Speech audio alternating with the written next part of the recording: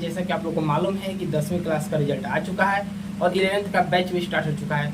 और आप लोग को हम बता देना चाह रहे हैं कि ऑफलाइन बैच भी स्टार्ट हो चुका है। अगर आपको ऑफलाइन क्लास करना है तो आपको डिस्क्रिप्शन पर मोबाइल नंबर मिल जाएगा, उस पर कॉन्टैक्ट करके आप क्लास ज्वाइन कर सकते हैं। तो चलिए उसमें से एक आज टॉपिक को हम लोग समझेंगे और उसमें से जो समझेंगे वो टॉपिक हमारा होने वाला है SI unit and dimensional formula. जिसको हम लोग अगर सिंपल हिंदी भाषा में अगर बात करें तो एसआई मात्रक निकालने सीखेंगे और बीमीय सूत्र निकालने सीखेंगे। लेकिन एसआई मात्रक है क्या, वो कहाँ से स्टार्ट हुआ और उसका इंटरनेशनल सिस्टम बनने में क्या कहानी है, इसके बारे में आज हम लोग डिस्कस करेंगे। ये एक छोटा सा भाग है। जो लोग बोलते हैं कि हमको फिजिक्स समझ में आएगा या नहीं आएगा या साइंस ले डरते हैं, वे एक बार जरूर देखेंगे।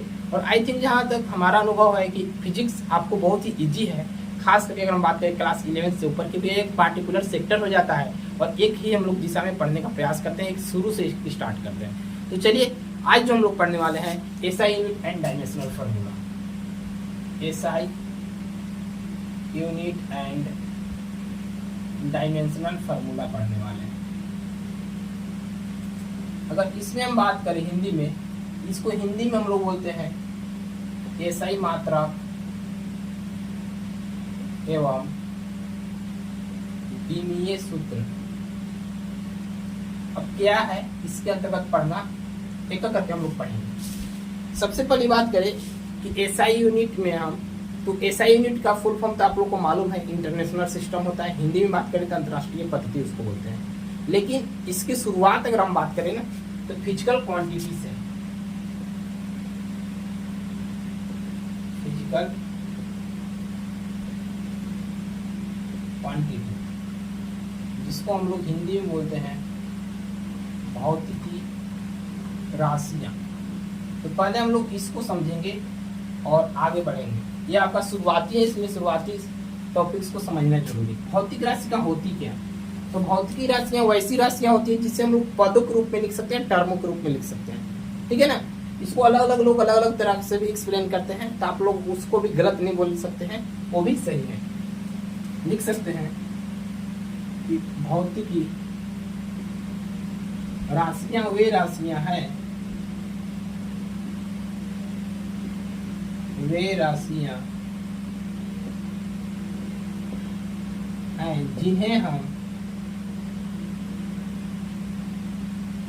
पदों के रूप में व्यक्त कर सकते हैं, पदों के रूप में व्यक्त कर सकते हैं। इंग्लिश की बात करें तो बोल सकते हैं that quantity which can be written in the form of term, that quantity which can be written in the form of term, ठीक है ना। वैसी राशि है जिन्हें हम पदों के रूप में व्यक्त कर सकते हैं, उसे हम लोग क्या करते हैं, भौतिक राशियां। एग्जाम्पल में आप ले सकते हैं, जैसे में टाइम हो जाएगा, डिस्टेंस हो जाएगा, लेंथ हो जाएगा जिसको लंबाई बोलते हैं, एटीसी बहुत सारे हो सकते हैं। नेक्स्ट जो हमारा है how many types of physical quantity, यानी कि भौतिक राशियां कितने प्रकार की होती है। तो जो हमारा भौतिक राशियां हैं मैंने दो प्रकार से होते हैं। कौन कौन, एक मूल राशि तथा आधारी राशि, और दूसरा क्या है, व्युत्पन्न राशि। लिख सकते हैं types of physical quantity, Hindi में बोलेंगे भौतिक राशियां की प्रकार या भौतिक राशियां के भेद, कुछ भी आप बोल सकते हैं। अगर हम इसमें बात करें तो दो पढ़ना है हम लोग को। पहला जो होता है उसको हम लोग बोलते हैं बेसिक और fundamental quantities, fundamental quantities. Hindi में अगर हम बात करें तो इसको बोलते हैं मूल तथा आधारी राशियां, मूल तथा आधारी राशि। दूसरा जो पढ़ना है हमको वो है हमारा डेराइव्ड क्वांटिटी। डेराइव्ड क्वांटिटी, इसको हिंदी में हम लोग बोलते हैं व्युत्पन्न राशियां। अब एक करके हम लोग ये सभी पॉइंट्स को पढ़ेंगे। यहाँ तक आई थिंक आप लोग को कोई प्रॉब्लम नहीं होगा। अगर नहीं है तो आप लोग स्क्रीनशॉट ले सकते हैं। इसके बाद हम लोग एक करके इसको एक्सप्लेन करेंगे दोनों को कि कैसे पढ़ना है। तो चलिए फर्स्ट ऑफ ऑल हम लोग समझेंगे बेसिक और फंडामेंटल क्वांटिटी, देन उसके बाद हम लोग पढ़ेंगे डेराइव्ड क्वांटिटी यानी व्युत्पन्न राशि। बहुत ही सिंपल चैप्टर है, आप लोग आसानी से समझ सकते हैं। थोड़ा धैर्य बना के जुड़े रहें। जो पहला हमारा है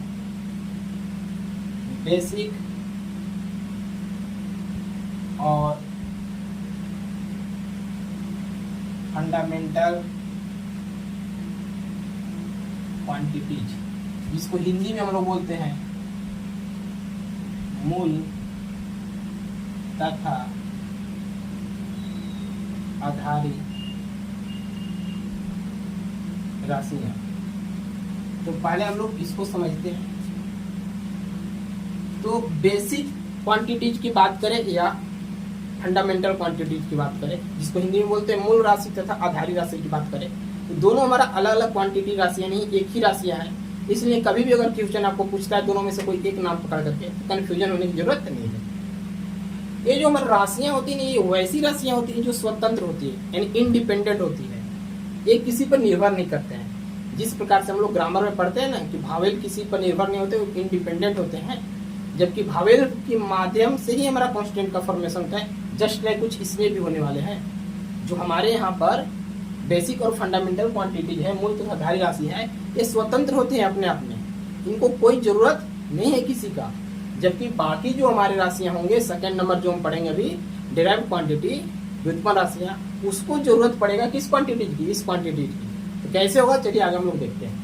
इसको हम लोग लिख सकते हैं क्या कि वैसी क्वांटिटी या वैसी राशियां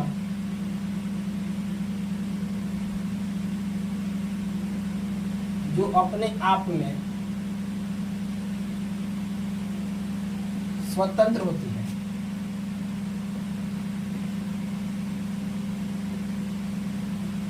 स्वतंत्र होती है। यानी लिख सकते हैं इंग्लिश में जो लोग, दैट्स क्वांटिटी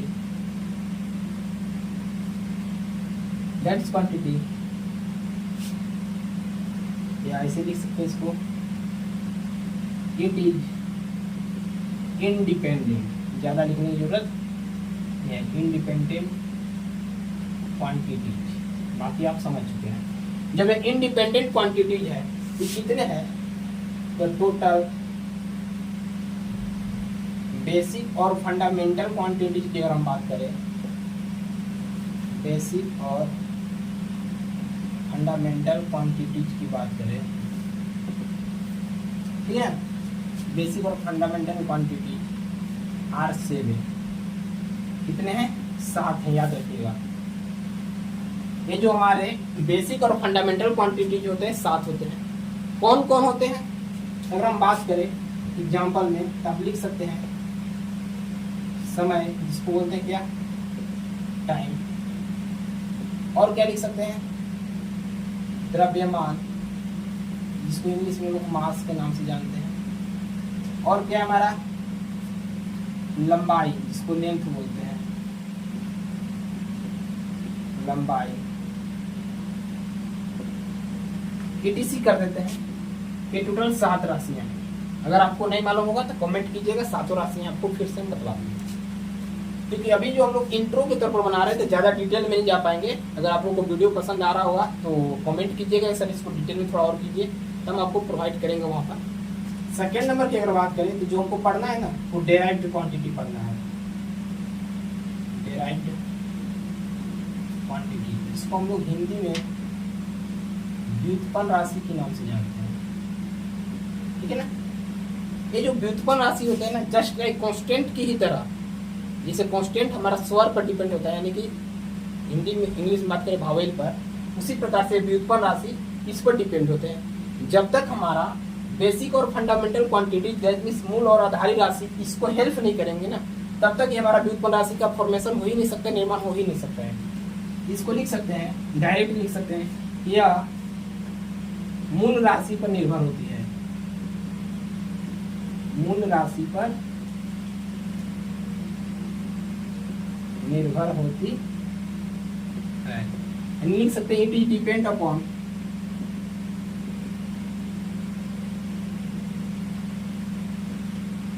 क्या basic quantities, basic quantities. Short में आप लिख सकते हैं, ज्यादा लिखने की जरूरत नहीं है। मेन इसका मोटो है समझाना, क्योंकि एग्जाम में एक डिफिनेशन आपको नहीं पूछेगा, क्योंकि जो आपका लेवल है 12th का 11th का, वहाँ पर इसे आपको डिफिनेशन ना पूछ करके इससे फॉर्मेशन जो हमारा एग्जाम्पल होंगे ना, वो चीज़ आपको घुमा करके पूछ सकते हैं।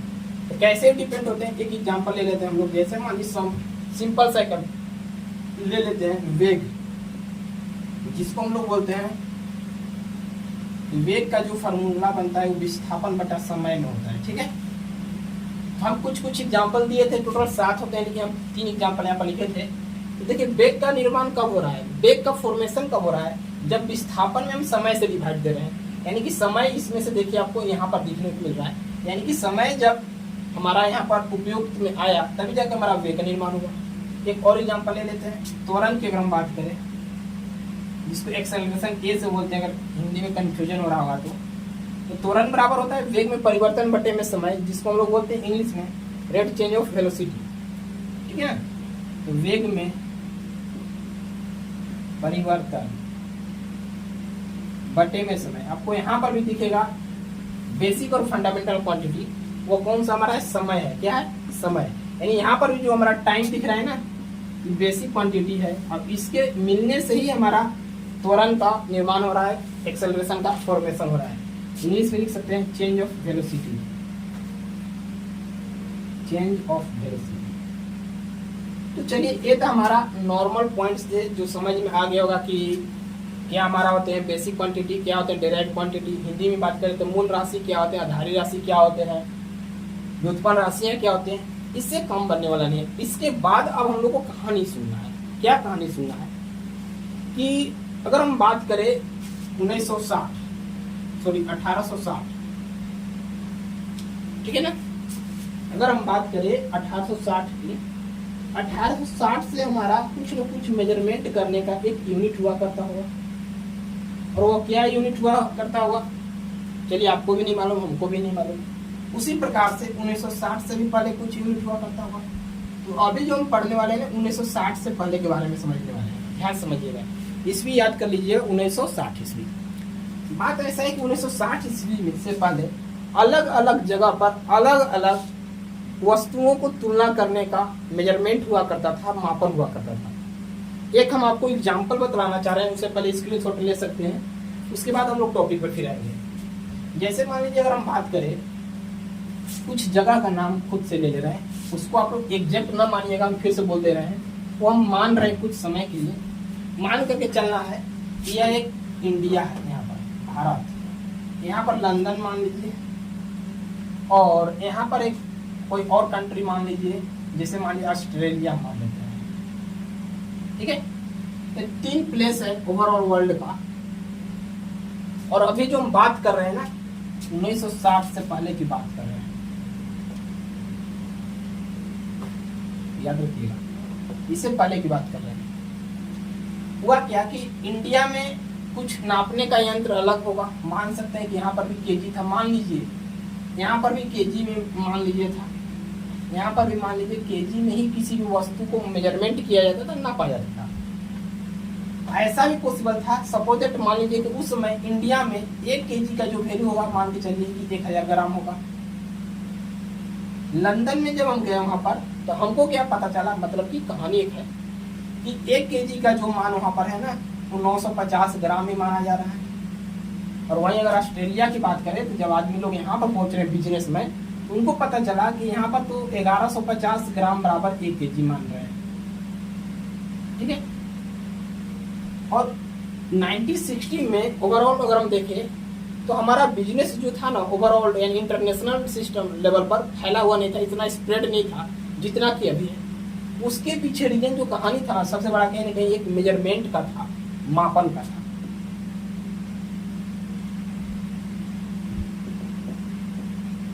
एक हम कहानी सिर्फ बतला रहे हैं, इसके माध्यम से आपको स्टोरी याद रहेगा। तो मापन का रोल होने का क्या मतलब था? इंडिया में कुछ और वैल्यू था, लंदन में कुछ और वैल्यू था, ऑस्ट्रेलिया में कुछ और वैल्यू था। अलग अलग जगह पर जब अलग अलग वैल्यू हो रहा है, इस कंडीशन में तो 100% आप गारंटी है कि जो हमारा बिजनेस मैन करने वाले वर्ग के लोग होंगे वो कंफ्यूजन होंगे। क्यों? क्योंकि अगर मान लीजिए इंडिया में वो 1 क्विंटल बाई करके ऑस्ट्रेलिया में बेचने आते हैं, तब तो उनको बेनिफिट्स होगा। क्यों? क्योंकि पर केजी या 50 ग्राम कम उनको सेल करना पड़ेगा, बेचना पड़ेगा। लेकिन वही अगर इंडिया से वो खरीद के ऑस्ट्रेलिया में पहुंच जाते तो पर केजी उनको 150 ग्राम ज़्यादा देना पड़ेगा। इस कंडीशन में बिजनेस ग्रो अप कभी पॉसिबल नहीं था।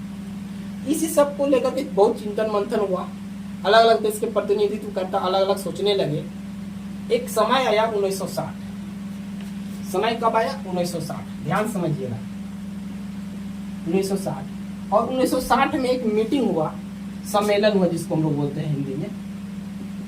अलग अलग देश के प्रतिनिधित्व करता पहुंचे वहां पर अमेरिका में, और यहाँ पहुंचने के बाद वे लोग एक कुछ फिक्स क्वांटिटी को, फिक्स मेजरमेंट को इंटरनेशनल सिस्टम के नाम से रख दिए, जिसमें कि हम लोग यूज करते हैं क्या चीज?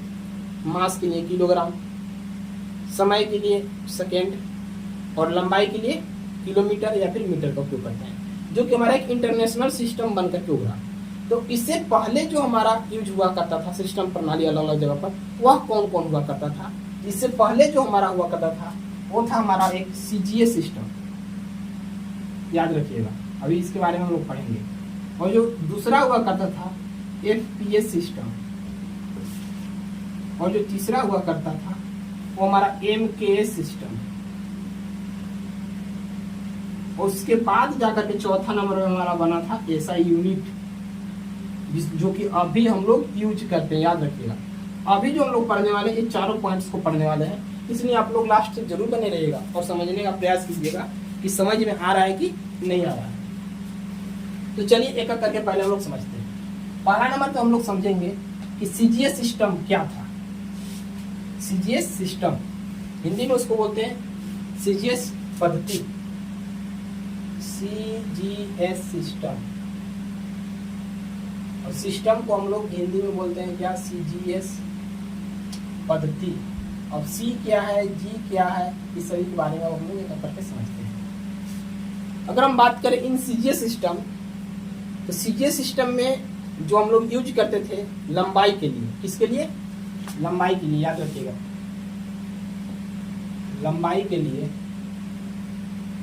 लेंथ के लिए वह यूज करते थे सेंटीमीटर, याद रखिएगा। और अगर हम बात करें भार के लिए या वेट के लिए बोल सकते हैं, या मास के लिए बोल सकते हैं, द्रव्यमान के लिए बोल सकते हैं, इसके लिए जो हम लोग यूज करते थे ना, वो हम ग्राम यूज करते थे। क्या करते थे? ग्राम। और समय के लिए जो हम लोग यूज करते थे टाइम के लिए, वह सेकेंड यूज करते थे।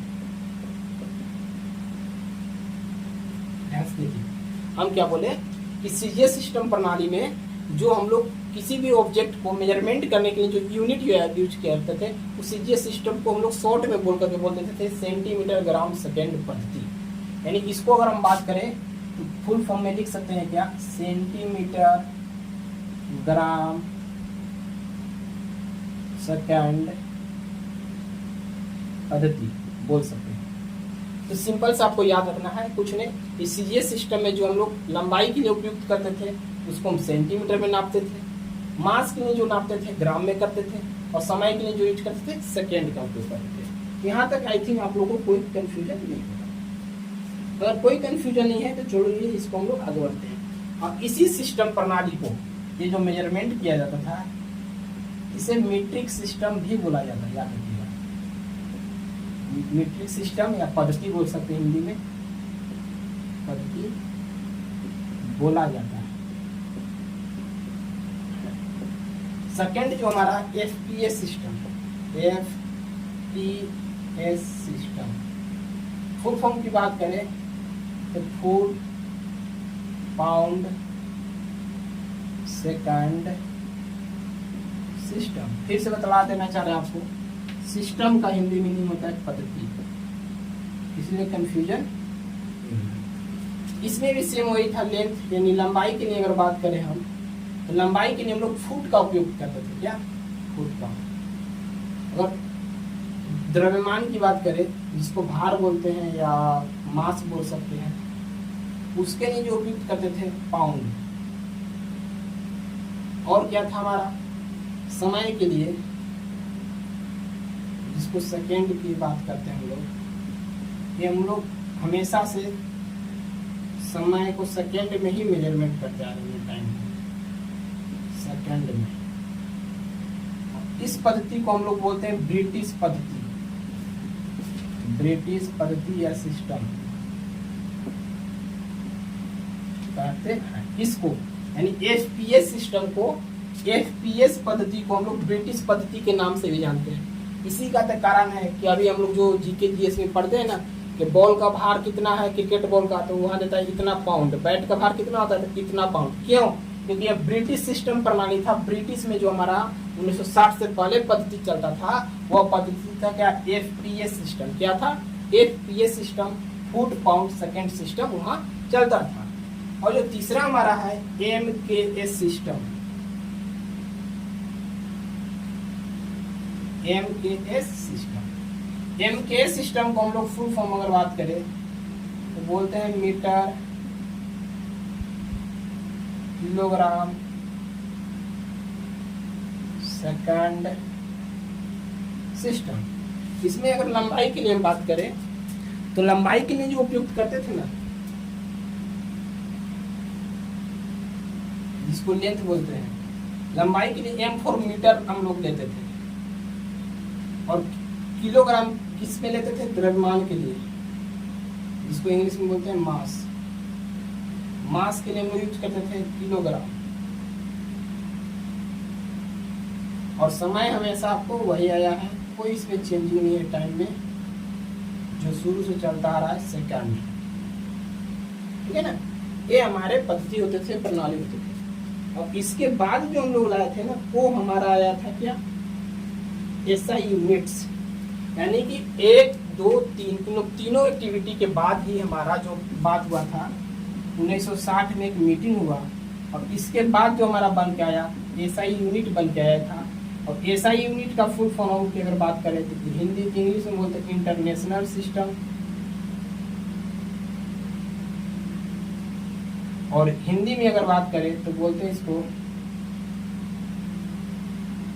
अंतरराष्ट्रीय पद्धति। ठीक है ना? और एसआई यूनिट कोई अलग से नहीं आया था, मिलना जुला आपको अवसर देखने को मिलेगा एमकेएस सिस्टम, और कुछ कुछ अंश मिलेगा आपको सीजीएस सिस्टम का। कुछ नहीं, अभी जो हम लोग प्रेजेंट टाइम में यूज करते हैं वो हमारा एसआई यूनिट है, इंटरनेशनल सिस्टम पद्धति को यूज करते हैं। उसमें हम लोग लंबाई के लिए अधिकतर अगर बात करें तो मीटर या किलोमीटर का उपयोग करते हैं। मीटर अगर कुछ कम दूरी मेजरमेंट करना हो तो वहाँ पर मीटर का उपयोग करते हैं, और लंबे दूरी के लिए हम लोग किलोमीटर का उपयोग करते हैं। भार के लिए हम लोग वही केजी ही करते हैं, किलोग्राम, और समय के लिए सेकंड करते हैं। इसमें बोल सकते हैं जो हमारा चौथा एसआई यूनिट का फॉर्मेशन हुआ, जो आपको दिखाई दे रहा है 1960 में, यह हमारा हुआ था एमकेएस और सीजीएस से मिला जुला। 1960 में जब मीटिंग हुआ ना, इसमें टोटल 6 क्वांटिटी थे, याद रखिएगा।